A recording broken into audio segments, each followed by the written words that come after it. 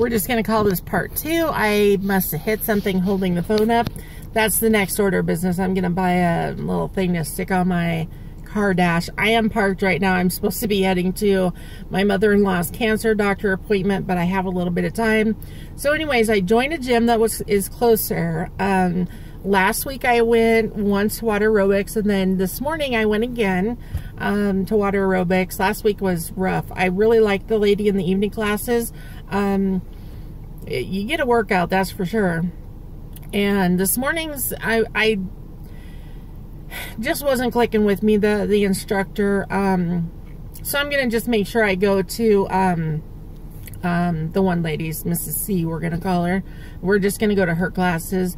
No offense to the other gal. You know, obviously it was a workout. I got something out of it. I just didn't, just that class specifically wasn't the best for me.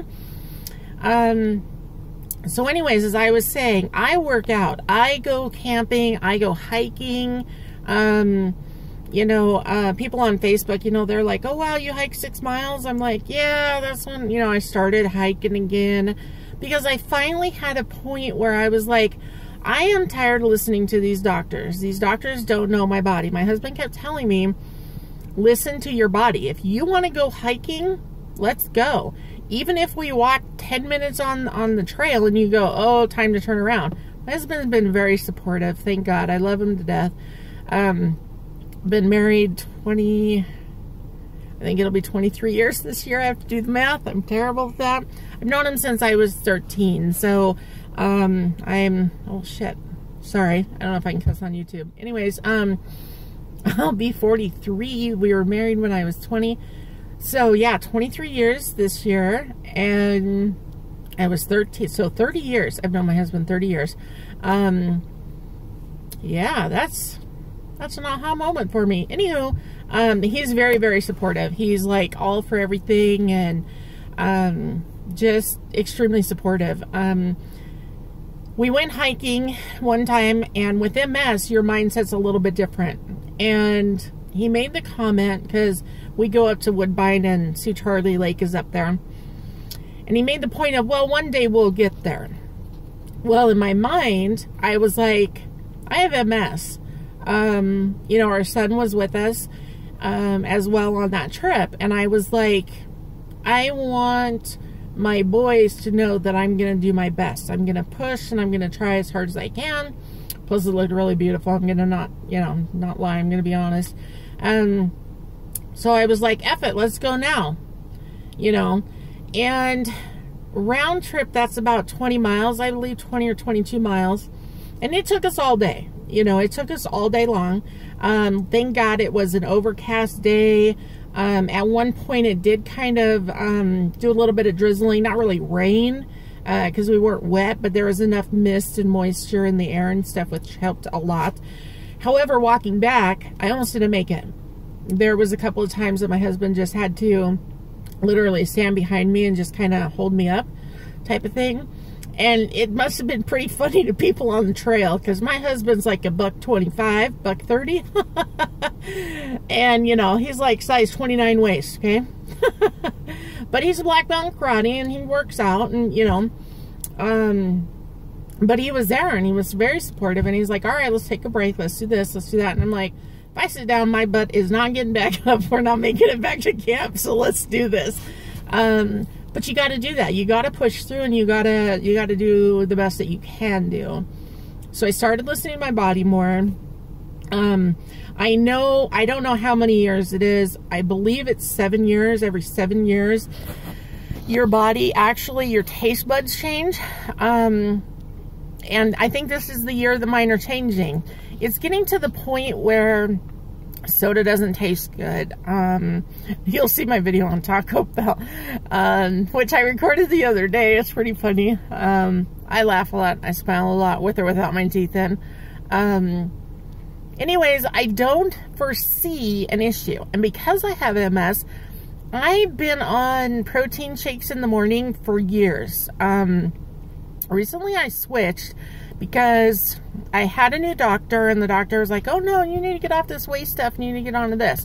Well, when I went to my dietitian like 2 weeks ago now, yeah, She goes, well, look at this and look at the premiers. And I looked at it and went, holy crap. That's probably why I gained weight back. I did the 21-day fix. That was the best diet that I've ever done, to be honest with you, and I've done a lot. I lost over 25 pounds on that diet, and to this day, I still am down 7 pounds. 7 or 8 pounds from where I was at when I started that years ago, a couple years ago.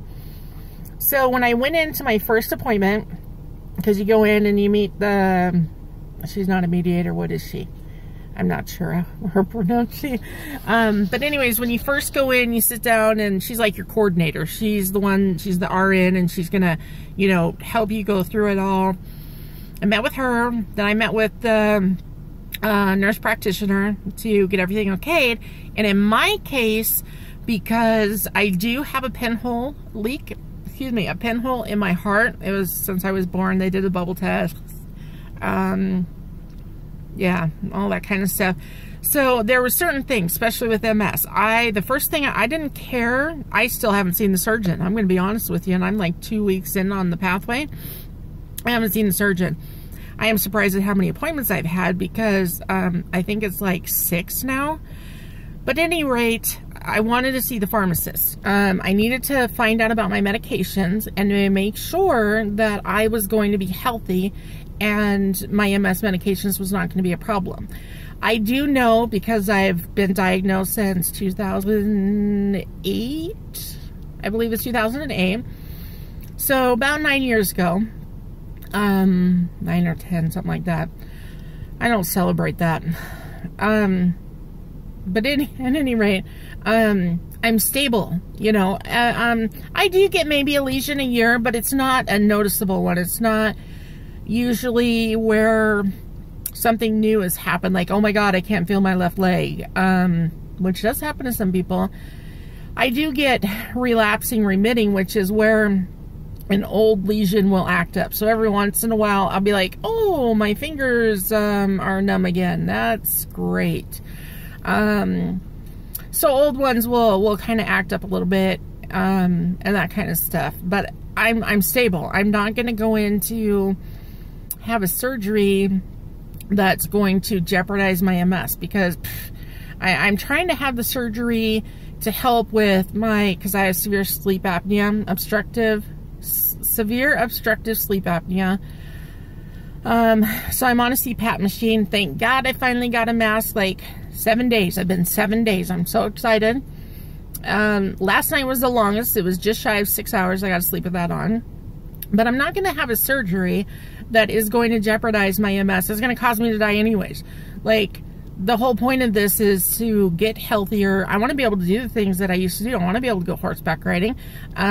We did go on a helicopter ride in Vegas last year, but I had to pay an extra seat charge, which it was awesome. I'm not going to lie. However, I'd kind of like to go and just be like one person in one seat and, you know, not worry about, oh my God, am I too heavy? Are we going to crash because of my weight? Stuff like that. So, the physician, or excuse me, the pharmacist was the first thing, because I'm like, hey, look, if my meds aren't going to be kosher, I'm not doing the surgery. I just can't, you know. I know from the MS, I can go once every 6 months and like skip a shot. Do not recommend that for everybody. It is not healthy unless you're a physician, you know, I have 2 specialists, unless your specialists are on board and they monitor it the first time, etc., etc. I am not medically licensed. I'm not giving any kind of medical advice. This is just my personal stuff. So, there won't be a problem if I have to like miss 1 week shot, whether it's before surgery or right after surgery. And I'm okay with doing that because I already know that it's okay for me to do that. I don't do it every 6 months, by the way, guys. But sometimes we go on vacation and we went on a cruise and I accidentally forgot to put the needle in my pin. Yeah, so missed the shot there, not on purpose, but you know, stuff happens sometimes and it's just the way things go. So I did that, and because I had the pinhole in my heart, which, you know, there's nothing I can do about it, they did the swallow test already, and oh, let's see, I had another, dietitian, met with dietitian and so forth, went over a bunch of stuff, went over the home chef, did the swallow test, and then yesterday they go, well, you got to meet with the social worker, blah, blah, blah, and I'm like, oh, okay, no big deal, and honest to God, I didn't realize it was going to be a psych eval until I got there, and she came out with this clipboard with 4 pages, and she goes, can you fill this out for me, please, and I go, sure. Now, because I am a caregiver for my nephew, the VA highly recommends that you have counseling once a month. And you know what, it's really good, because if I'm having issues with my nephew, I can also talk to him and be like, hey, look, I know it's not his fault. He's got memory issues, whatever the situation is. And communicate, or, when the deaths, I've had 2 deaths in the last year, in the family, when stuff like that happens, it's really good to be able to talk to somebody. So I knew what it was. As soon as I saw it, I'm like, oh, okay, yeah. And so during part of the psych eval, she asked if I was suicidal, and I go, well, no, because I'm doing this so that I can, I already have a terminal illness. Like, if I was to just kick back and do nothing and let it take me, that's just, honest to God, that you could do that. And, I don't know how much that would be considered suicide, but I don't recommend it. I have family. I love life. I have a mantra every year. I don't know, since I have had MS, and this year is to live life, Last year was trying new things. I wanted to try new things. And with the taste buds changing, this is a perfect time. So I got the psych eval clear. I got the pharmacist clear. I got the dietitian clear. Talked to my neurologist. My neurologist's on board. Talked to my sleep study doctor. So I've had actually more appointments than I thought. Talked to my sleep study doctor. Well, he's not the study doctor, but anyways, I talked to the sleep study, the doctor that ordered the sleep study.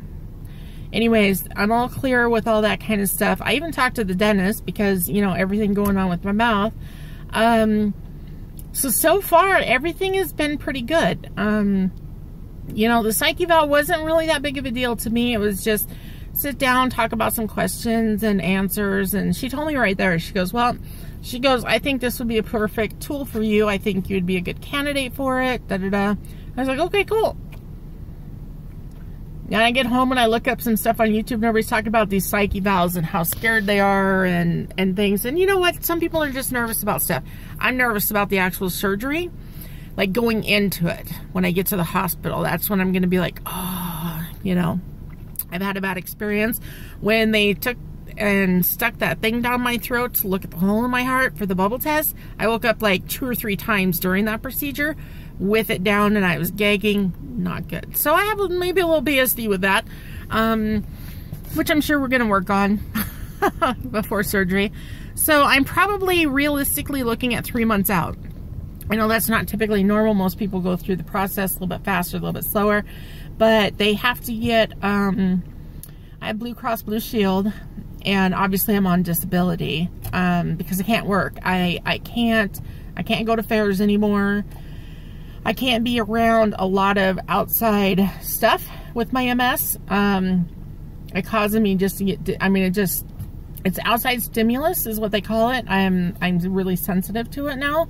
With my MS, it caused me to get dizzy and go to pass out. And, I'm like most MS patients. I have to take a break, I went and I worked out this morning, came back, sat down, had one of those little Starkist to-go thingies as a snack, and I just sat there for a little while. I can't work, unfortunately. That's why it's better taking care of others, because I get to take them to doctor's appointments and stuff like that, but it's not really constant work. It's not more than an hour or 2 here or there, and, different things, or sitting with them at home and stuff like that. It's just different. So my big thing is just trying to get healthy, trying to get my weight under control, because quite honestly, I find that I'm starting to get really depressed about my weight. I felt good when I lost that, and because I went down to 321, from almost 350. And when I weighed in with the coordinator, I weighed 340. And today I weigh 333.4. So that's almost 7 pounds that I've lost in 2 weeks without having the surgery. So I'm pretty excited about that. I'm pretty happy about that. However, let's be real. When I got weighed at the 340, I was PMSing. Sorry guys, it's just a fact of life if you're watching. And you gain weight when you're menstruating. Water retention, all kinds of stuff. So I usually fluctuate 2 to 3 pounds while, you know, I'm menstruating. Right before I start to menstruate, I'm like, oh my God, I gained a couple pounds, period's coming, here we go. So in all honesty, I think in 2 weeks, realistically, I've lost like 4 pounds instead of 7 point whatever it is, because that other stuff I'm just accumulating with PMS. I don't know if it's going to be that way later. I've been overweight like my whole life, pretty much. Granted, I was 225 pounds in a size 9 in high school and looked pretty damn good. I just have large bones. And stuff like that. But anywho, I know this is getting long. I just wanted to make sure that there was something out there, because I've been trying to find other people with MS that have had this procedure done. And I know that there's 2 people locally that have had surgery done. One had the full bypass and the other one had the sleeve. And of course, confidentiality, you know, the doctors aren't going to tell me who they are so I can talk to them. So it was discouraging to me to go on YouTube and look for, you know, VSG with MS or MS people with, and not really find very much. So I'm hoping that if others are out there that have MS, you know, they can look at my journey and be like, hey, okay, you know. Anywho, it's getting long. Gotta go. Have a good day.